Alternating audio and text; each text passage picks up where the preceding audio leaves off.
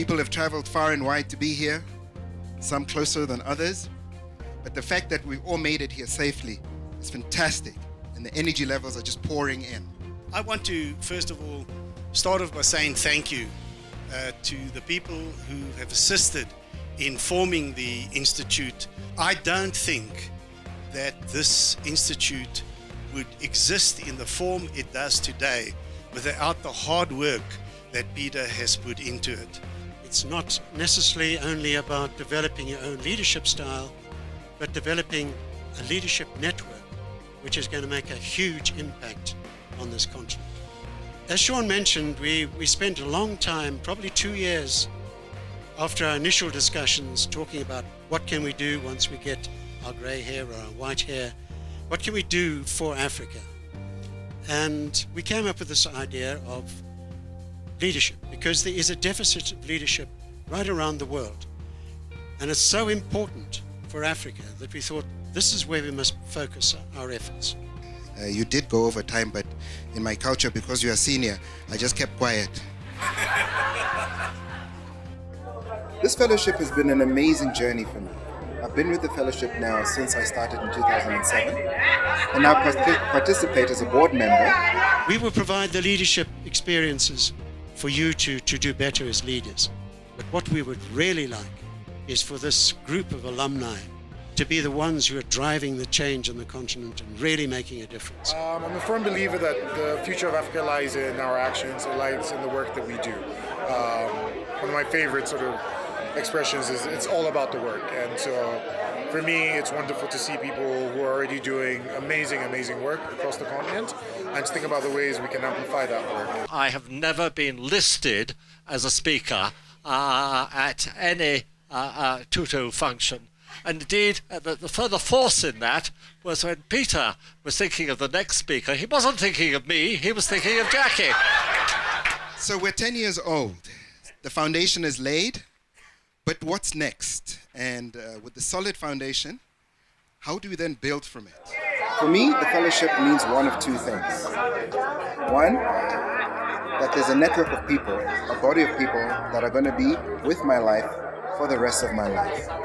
These are strong characters, individuals that have their own successes in whatever respective field they're in, and also have their own achievements. Strong individuals that are making an impact in whatever they've put their heads, hearts, and minds to. So to be part of that family, I am eternally grateful. So I'm the new CEO, and I think it's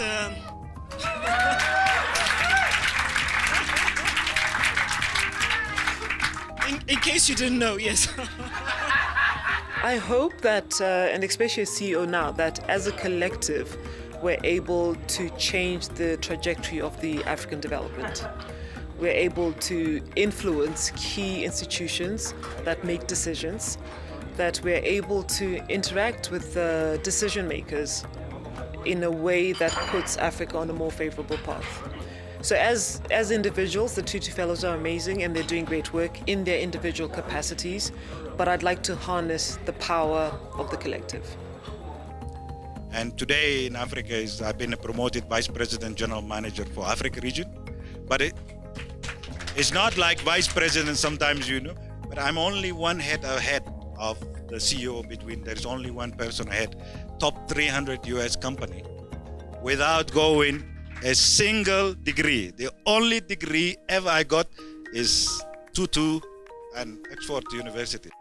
I want to make agriculture sexy, That's I just want to make agriculture. That's my passion.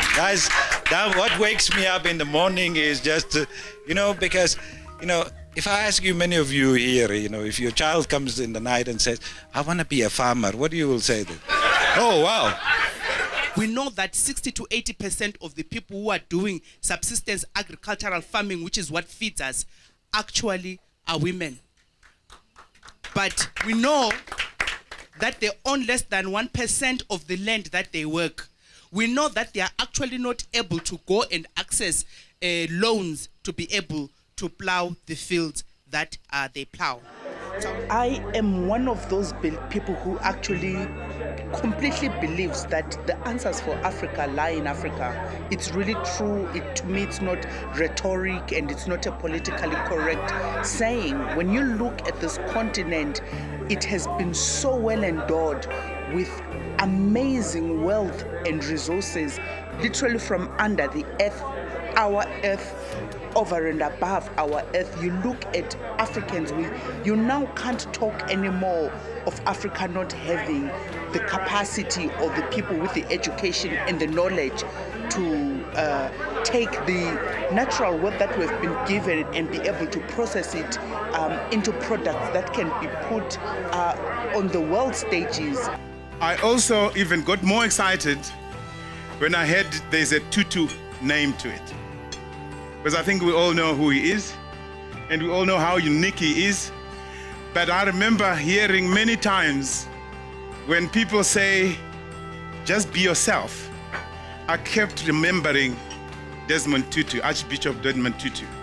Underground workers decided they wanted a higher salary and gathered themselves on a public holiday, which is in South Africa, that holiday is called Women's Day, the 9th of August. And they were going to meet their management team the following day to ask for a higher salary. By Thursday morning, the 16th, these miners, in their anger and in this conflict, had killed 10 of their own colleagues.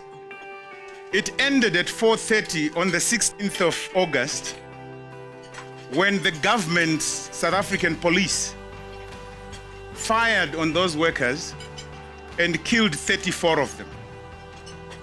So I talk about that week as the week that changed South Africa's life. On reflection, why did our collective humanity fail? In the events leading up to Marikana, on the day of Marikana, collectively, why did we fail? If you can allay the fears of those of us outside who worry that under the surface is simmering, many more opportunities for this kind of conflict. Things were coming out of this little side of Malapa we'd never seen before. Colleagues were saying it's a miracle. There's never been anything like it, and there never will be again. I started to hear things called like, oh, Lee's lucky. Anyone who's ever been around academia or scientists, when someone says you're lucky, it's not a compliment. And suddenly, this was some miracle. And in 2013, I had to design a laboratory over it. And some of you, I hope, will visit that one day. Actually, it's open for tourism right now.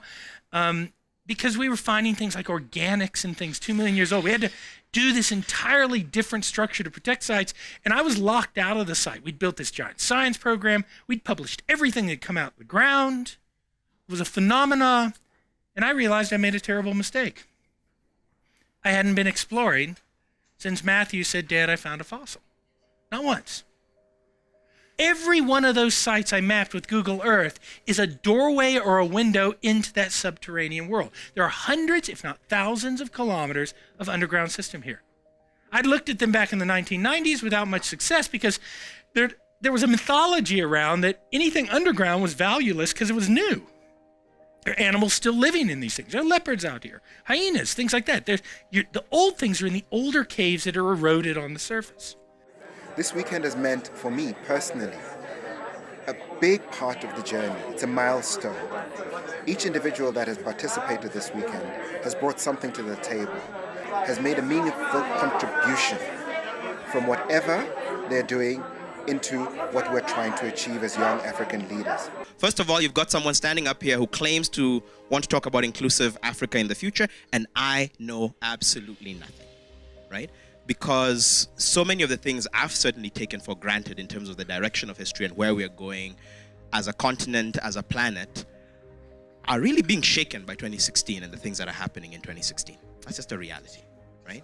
And we've talked about the different aspects of what's happening that's shaking that. And I think there's a fundamental question there, right? And I think a point that I made earlier stands to reason here, which is over the last few years, we've seen a flowering of abundance in so many fields of human endeavor over the last 10, 20 years, right? We've, trade, globalization, technology, all these things have unlocked a massive amount of wealth. But that wealth is going to fewer and fewer people, right? And so one aspect of this is, how do we actually give everyone a stake in the society that we're building? And I don't have an answer to that anymore. Because on the one hand, we can talk about inclusiveness and say, well, governments must do this and business must do that and so on and so forth. But there's some worrying facts on the table. One is the pace at which we are automating our world. 5 years ago, they were saying that driverless cars are 2 decades away. 2 years ago, they were saying driverless cars are a decade away. This year, they're saying driverless cars are maybe 4 or 5 years away. So the weekend has been full of interesting speakers. I think really most challenging and amazing and mind-blowing was Bright Simmons' presentation about infinity and the way the work of M. Pedigree sort of relates to the infinite potential of Africa.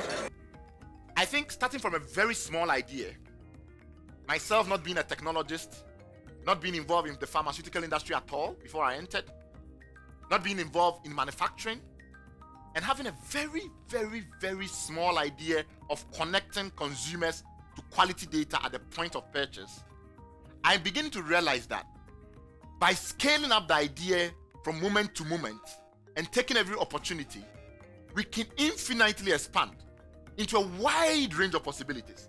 And this convinces me that there are so many areas today around the world where Africa is as better positioned as any other continent to innovate at the very frontier.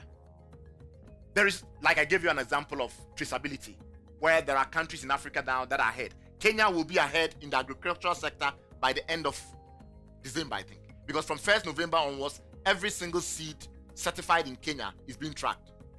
It's not just traceability. I just gave you examples about predicting the next Ebola before it happens. Predicting the next transfer of zoonotic diseases before it happens. If Africa leads in that domain, simply because the rest of the world does not have the challenges that we have, that enables us to create the laboratories for examining the possibilities like I've explained to you. And if we can lead in that domain, where else can we lead? And that is my point about infinity. There is absolutely no barrier, absolutely no boundary to what we can do in areas where the world simply has no map. So we desperately need to find a vaccine for HIV, and there are many groups working on that. We are still have a long way to go, but we definitely need a vaccine. The other option is a cure for HIV, so that for the 40 million people who are infected, is it possible to cure them? To date, we've only cured one person, and this person, Timothy Brown, had a blood-borne cancer. And to treat his cancer, he needed to get a whole new immune system. So he needed a bone marrow transplant. To do that, he needed to have his immune system completely destroyed and then replaced with a new immune system. His doctors were very astute, and they found a donor who had a mutation in a gene called CCR5, which about 1% of Caucasians carry. And this person had 2 copies of that gene. And if you have this particular version of this gene, it's much harder for HIV to enter into your cells and replicate. So Timothy Brown got this transplant, and following that transplant, he was completely cured of HIV. It's an incredible story, but the problem is that it's not a scalable cure. We can't do bone marrow transplants on 40 million people, and certainly we don't have the healthcare systems in this part of the world to be able to support that. I think Terry Rowe's talk on HIV was also amazing, as was Lorna's talk on lupus. No one takes the time to understand the patient's journey, because in understanding the journey, you're probably able to provide better care, better interventions, better solutions. But no one listens to the patient. I have talked in 3 forums, one of this being this, about a space where, to be fair, I'm the expert in the room on my disease as a patient. And so there's got to be, for those of you working in the healthcare space, Start listening consciously to patients' experiences, even though you think they're foolish, because that's where the intervention is going to come in. And finally, to just say, a kidney test is probably the easiest thing you can do for yourself. And a lot of lifestyle diseases, diabetes, hypertension will lead to kidney failure undetected. Kidney disease is painless. By the time you're showing symptoms, you're in third stage kidney failure. There's almost little to no intervention. It's a urine test for protein in your urine. Literally, it's one of the cheapest tests you can do, and your UECs. So I'd encourage everyone, start doing those tests once a year and make sure they get tested, because by the time you show symptoms, it's too late. Thank you very much. After this weekend, I've renewed hope. South Africa, the country where I live, is going through a transition period. There are challenges, there are issues. There's some very interesting dynamics. However, it's not about just South Africa. It's about the rest of Africa. And connecting myself to all these young African leaders from all corners of Africa has meant to me a tremendous amount of hope that there is prosperity in the horizon. It's been inspiring. It's been about reconnecting. It's been about reflections and thinking not just about what we've been doing in the past, but into the future. I love the Tutu Fellows. Sean and Peter have been incredible. I'm an only child, but they've introduced me to a whole network of brothers and sisters across the continent. I couldn't be more blessed or privileged to be a part of this community.